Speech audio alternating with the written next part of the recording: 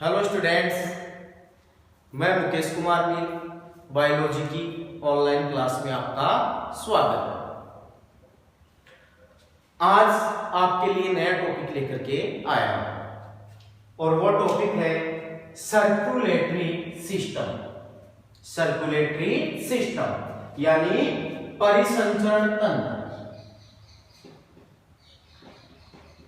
परिसंचरण तंत्र देखो, इस सर्कुलेटरी सिस्टम का अध्ययन करना, सर्कुलेटरी सिस्टम का अध्ययन करना या परिसंचरण तंत्र का अध्ययन क्या कहलाएगा? एंजियोलॉजी यानी स्टडी ऑफ सर्कुलेटरी सिस्टम। परिसंचरण तंत्र का अध्ययन क्या कहलाएगा? एंजियोलॉजी। इसके बाद इस एंजियोलॉजी के जनक कौन है? तो एंजियोलॉजी के जनक विलियम हार्वे को कहा जाता है। तो father of angiology, father of angiology कौन है? William Harvey. अब देखो, ये परिसंचरण तंत्र या सर्कुलेटरी सिस्टम क्या है? तो हमारे शरीर में विभिन्न अंग पाए जाते हैं और उन अंगों को कार्य करने के लिए पोषक तत्वों की आवश्यकता होती है। तो देखो, शरीर के विभिन्न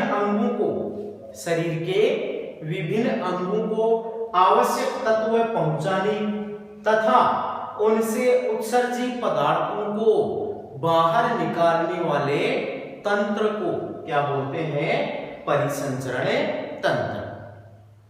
दोबारा से देखना, शरीर के विभिन्न अंगों को आवश्यक तत्व पहुंचाने तथा उनसे उत्सर्जित पदार्थों को बाहर निकालने वाले तंत्र को परिसंचरण तंत्र कहते हैं। अब देखो, जो परिसंचरण तंत्र होता है, ये परिसंचरण तंत्र दो प्रकार का होता है।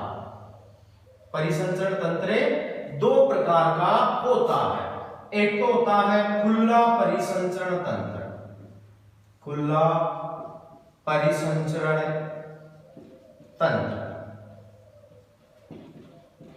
और एक होता है बंद परिसंचरण तंत्र, बंद परिसंचरण तंत्र। ओपन सर्कुलेटरी सिस्टम या खुला परिसंचरण तंत्र, क्लोज सर्कुलेटरी सिस्टम या बंद परिसंचरण तंत्र। अब देखो, ये खुला परिसंचरण तंत्र क्या है? तो खुले परिसंचरण तंत्र का मतलब होता है हमारे शरीर में हृदय पाया जाता है। हमारे शरीर में क्या होता है? हृदय। और ये हृदय रुधिर को शरीर के विभिन्न अंगों में पंप करता है। तो देखो, खुला परिसंचरण तंत्र किसे कहते हैं? यदि ये हृदय रुधिर को शरीर के रक्त पात्रों में पंप करता है, यानी हृदय रुधिर को शरीर की किसी गुहा या रक्त पात्रों में पंप करता है, तो उसको तो क्या बोलते हैं? खुला परिसंचरण तंत्र। और यदि हृदय रुधिर को बंद नलिकाओं में पंप करता है, तो उसको क्या बोलते हैं? बंद परिसंचरण तंत्र। तो इसमें देखो, हृदय रक्त को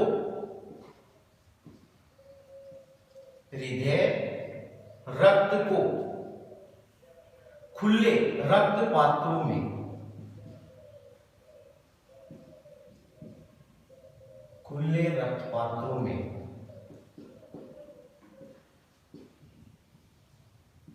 पंप करता है, तो इसको क्या बोलेंगे? खुला परिसंचरण तंत्र।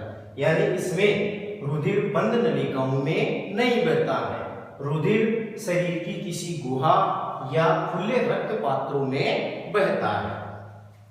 बंद परिसंचरण तंत्र में हृदय रक्त को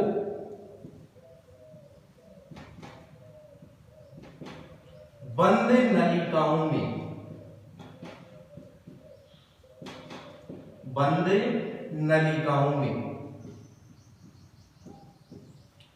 पंप करता है। यानी इस प्रकार के परिसंचरण तंत्र में रुधिर शरीर की जो नलिकाएं होती हैं जैसे धमनी और शिराएं, उनमें रक्त बहता है। तो ऐसे परिसंचरण तंत्र को क्या बोलते हैं? बंद परिसंचरण तंत्र। अब देखो, जो खुला परिसंचरण तंत्र होता है इसमें रक्त प्रत्यक्ष रूप से ऊतकों के संपर्क में रहता है।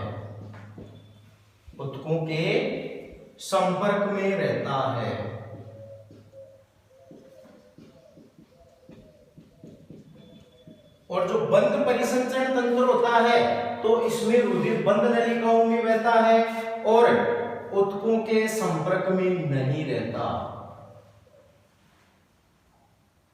रक्त ऊतकों के प्रत्यक्ष संपर्क में नहीं रहता।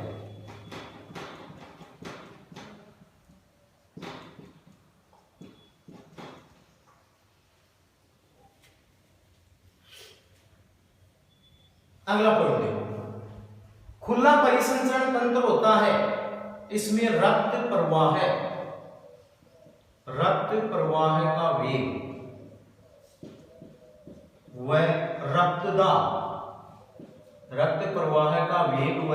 रक्तदाब कम होता है।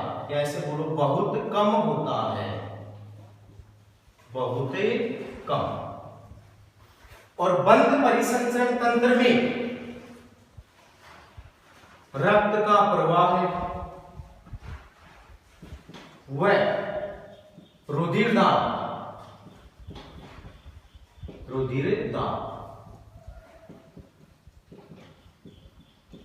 बहुत अधिक होता है,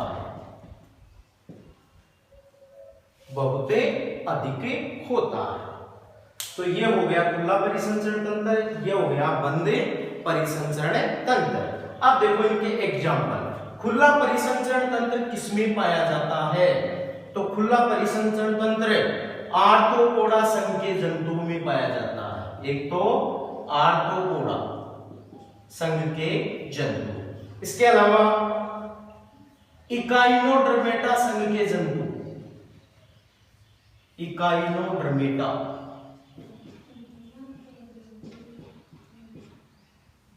इसके अलावा कुछ मोलस्क संघ के जंतुओं में भी पाया जाता है और कीटों। इन सब में खुला परिसंचरण तंत्र पाया जाता है। अब देखो बंद परिसंचरण तंत्र किसमें मिलता है? तो बंद परिसंचरण तंत्र होता है एनेलिडा संघ के जंतुओं में। एक तो एनेलिडा संघ के जंतुओं में, इसके अलावा कुछ मोलस्का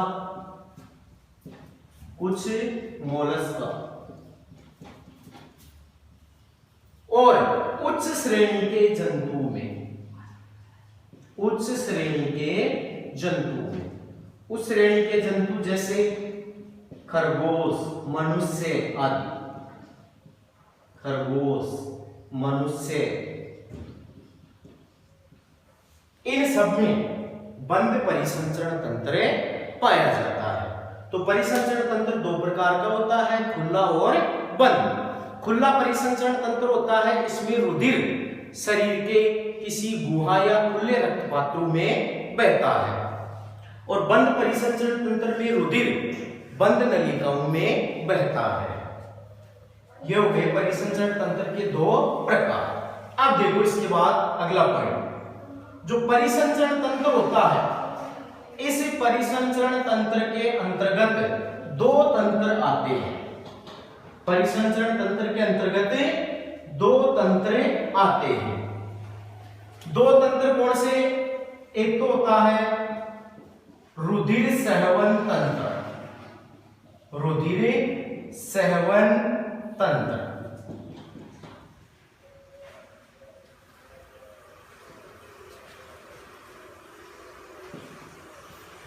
एक तो हो गया रुधिर सेवन तंत्र और एक होता है लसिका तंत्र। लसिका तंत्र, ये दोनों तंत्र इसके अंतर्गत आते हैं परिसंचरण तंत्र के। अब देखो रुधिर परिसंचरण तंत्र में अपन किन किन चीजों का अध्ययन करेंगे। तो ध्यान रखना, रुधिर परिसंचरण तंत्र में एक तो अपन पढ़ेंगे रुधिर या ब्लड के बारे में। रुधिर या ब्लड,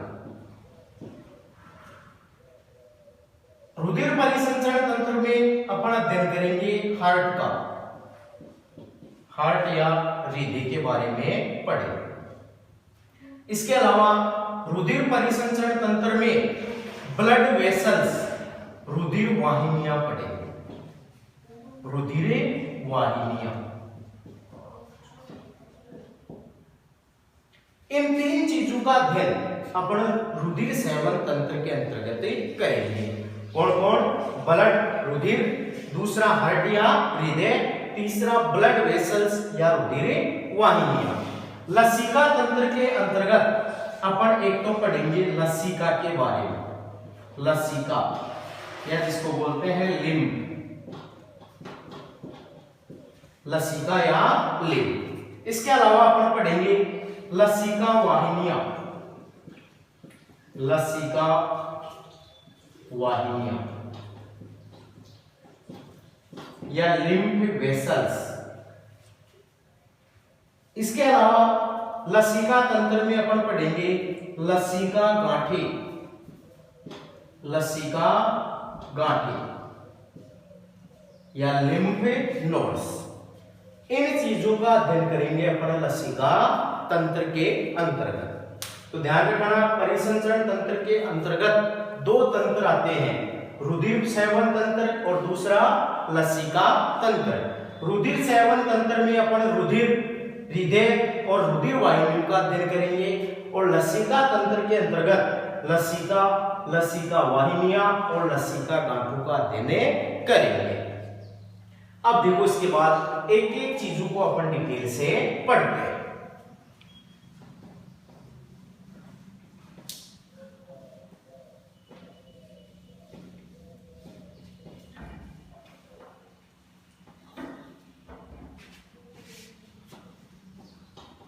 अब देखो सबसे पहले अपन लेते हैं ब्लड। सबसे पहले क्या लेंगे अपन? ब्लड या रुधिर। ब्लड या रुधिर। देखो सबसे पहले रुधिर एक तरल संयोजी उत्तक है। रुधिर क्या है? एक तरल संयोजी उत्तक। ध्यान रखना, रुधिर एक तरल संयोजी उत्तक है जो लाल रंग का होता है। जो रंग में कैसा होता है? लाल। दूसरी बात, भ्रूणीय अवस्था में, कौन सी अवस्था में? भ्रूणीय अवस्था में इस रुधिर का निर्माण, रुधिर का निर्माण कहां होता है? तो ध्यान रखना, भ्रूणीय अवस्था में रुधिर का निर्माण लीवर या यकृत में बनता है। भ्रूणीय अवस्था में रुधिर का निर्माण कहां होता है? लीवर या यकृत। अधिकांश रक्त लीवर या यकृत में बनता है। इसके अलावा कुछ मात्रा में रक्त का निर्माण प्लेसेंटा और प्लीहा में भी होता है, लेकिन अधिकांश रक्त भ्रूणीय अवस्था में कहां बढ़ेगा? यकृत में। अब इसके बाद देखो, जन्म के बाद, जन्म के बाद रुधिर का निर्माण।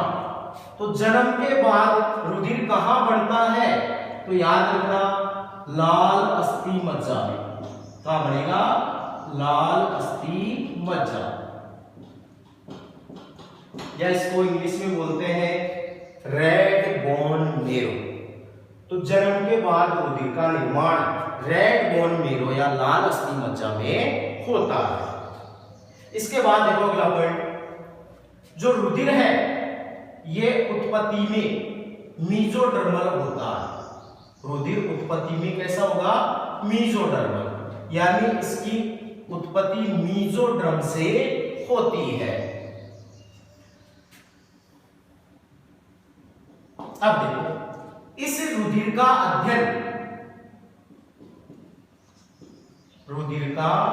अध्ययन क्या कहलाएगा?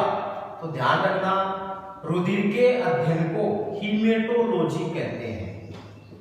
Haematology, study of blood. Study of blood को क्या बोलेंगे? हीमेटोलॉजी, यानी रुधिर का अध्ययन हीमेटोलॉजी कहलाता है। रुधिर निर्माण की प्रक्रिया को क्या बोलते हैं? रुधिर निर्माण की प्रक्रिया, तो रुधिर निर्माण की प्रक्रिया हीमोपोइसिस कहलाती है। रुधिर निर्माण की प्रक्रिया क्या कहलाएगी? हीमोपोइसिस। हीमोपोइसिस, रुधिर निर्माण की प्रक्रिया को क्या बोलते हैं? हीमोपोइसिस। अब देखो, एक स्वस्थ मनुष्य में कितना रुधिर होता है? तो ध्यान रखना, स्वस्थ मनुष्य में रुधिर की मात्रा 5 से 6 लीटर होती है। एक स्वस्थ मनुष्य में रुधिर की मात्रा कितनी होती है? 5 से 6 लीटर। या इसको अपन यह बोल सकते हैं कि जो रुधिर होता है वो शरीर के भार का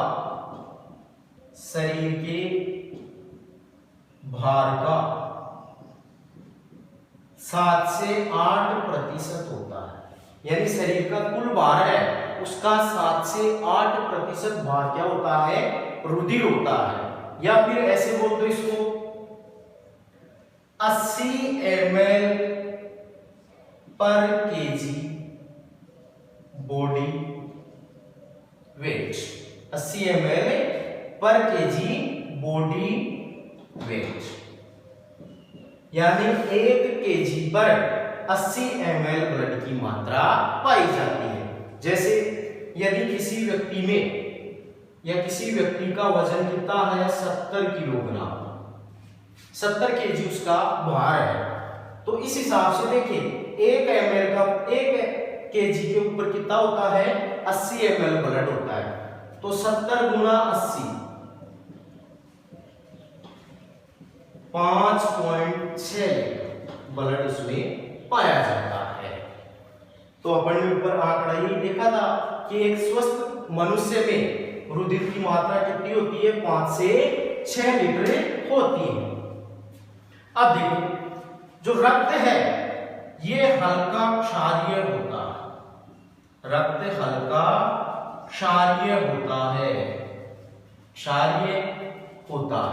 और इसकी पीएच 7.4 होती है। रक्त हल्का क्षारीय होता है और इसकी पीएच कितनी होती है? 7.4 होती है। अब इसके बाद देखो,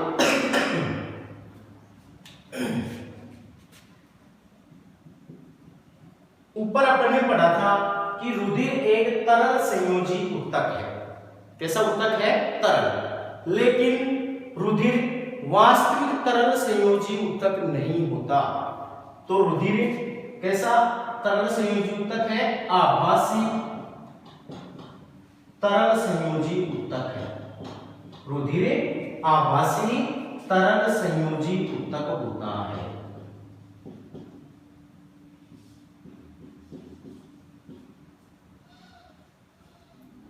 ध्यान रखना, रुधिर एक आभासी तरल संयोजी ऊतक होता है। इसका कारण क्या है? जो रुधिर कोशिकाएं होती हैं, रुधिर कोशिकाएं, इन रुधिर कोशिकाओं में विभाजन की क्षमता नहीं पाई जाती। रुधिर कोशिकाओं में विभाजन की क्षमता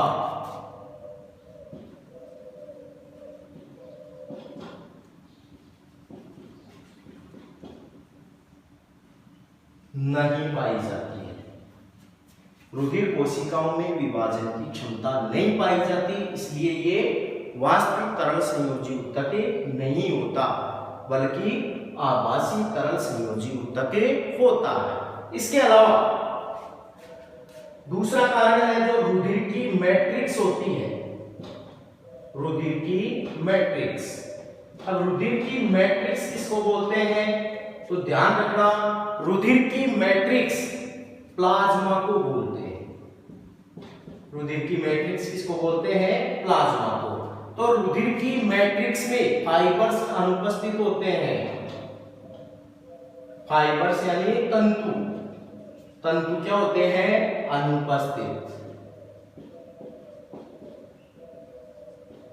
और तीसरा कारण, आभासी संयोजी ऊतक होने का तीसरा कारण क्या है, जो रुधिर की मैट्रिक्स होती है, रुधिर की मैट्रिक्स,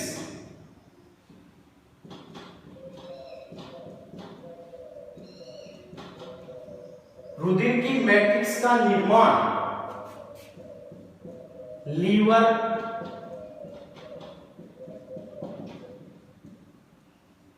और लिम्फोइड्स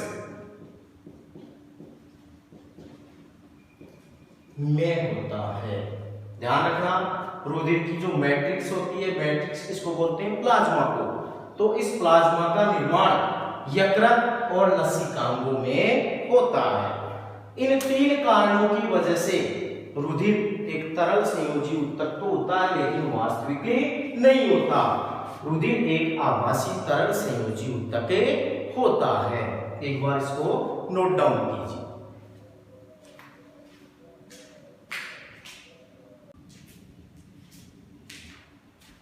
अब देखो, अपन पढ़ेंगे रक्त के घटक। तो इस रक्त के दो घटक होते हैं, रक्त के दो घटक होते हैं। एक तो होता है तरल भाग, एक तो होता है तरल भाग और दूसरा होता है ठोस भाग, ठोस भाग। रुधिर के तरल भाग में बनाती है प्लाज्मा, यानी प्लाज्मा क्या है, रुधिर का तरल भाग है। और कुल रुधिर की 55% प्लाज्मा होती है, या रुधिर का तरल भाग कितना होता है, 55% भाग तरल होता है और 45% भाग ठोस होता है। और ठोस भाग में कौन आते हैं, रुधिर वाहिनियां, रुधिर कोशिकाएं। ठोस भाग में कौन आते हैं, रुधिर कोशिकाएं। तो ध्यान रखना, रुधिर के दो घटक होते हैं, तरल भाग और ठोस भाग। तरल भाग में रुधिर की प्लाज्मा आती है और ठोस भाग में रुधिर कोशिकाएं आती हैं या रुधिर कणिकाएं आती हैं। तरल भाग प्लाज्मा होता है और यह कुल रुधिर का लगभग 55% भाग होता है, और ठोस भाग में रुधिर कणिकाएं आती हैं जो कुल रुधिर का लगभग 45% भाग होती है। अब देखो, इसके बाद सबसे पहले अपन पढ़ेंगे प्लाज्मा। सबसे पहले क्या पढ़ेंगे, प्लाज्मा। तो प्लाज्मा रुधिर का तरल भाग है, रुधिर का तरल भाग है।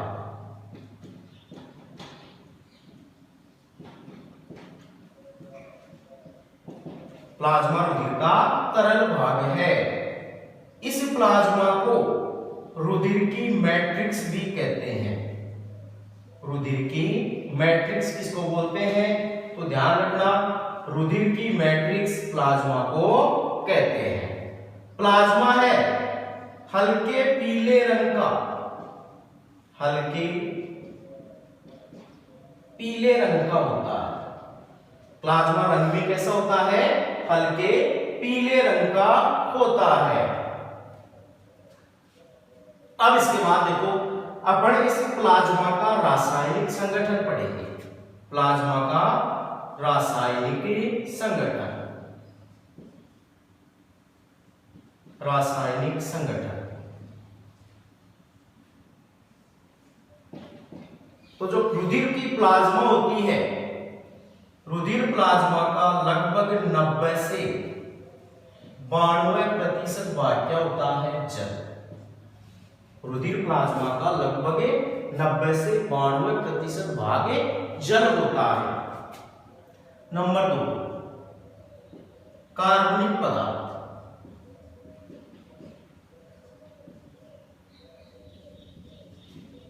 कार्बनिक पदार्थ ये होते हैं 7 से 9%। कार्बनिक पदार्थ 7 से 9% होते हैं। और इन कार्बनिक पदार्थों में मुख्य रूप से क्या पाई जाती है? प्रोटीन। कार्बनिक पदार्थों में मुख्य रूप से क्या पाई जाती है? प्रोटीन, जिनका अध्ययन अपन आगे करेंगे कि प्लाज्मा में कौन कौन सी प्रोटीन पाई जाती है। तीसरा भाग होता है अकार्बनिक पदार्थ। अकार्बनिक पदार्थ। अकार्बनिक पदार्थ होते हैं लगभग 1%। लगभग 1% क्या होते हैं? अकार्बनिक पदार्थ होते हैं। अब देखो इन अकार्बनिक पदार्थों के अंतर्गत एक तो होते हैं आयन। अकार्बनिक पदार्थों में क्या पाए जाते हैं? आयन। इसके अलावा पाए जाते हैं लवण। इसके अलावा क्या होते हैं? लवण।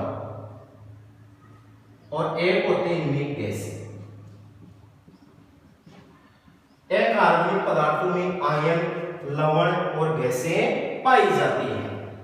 तो प्लाज्मा में मुख्य आयन कौन से होते हैं? ध्यान रखना,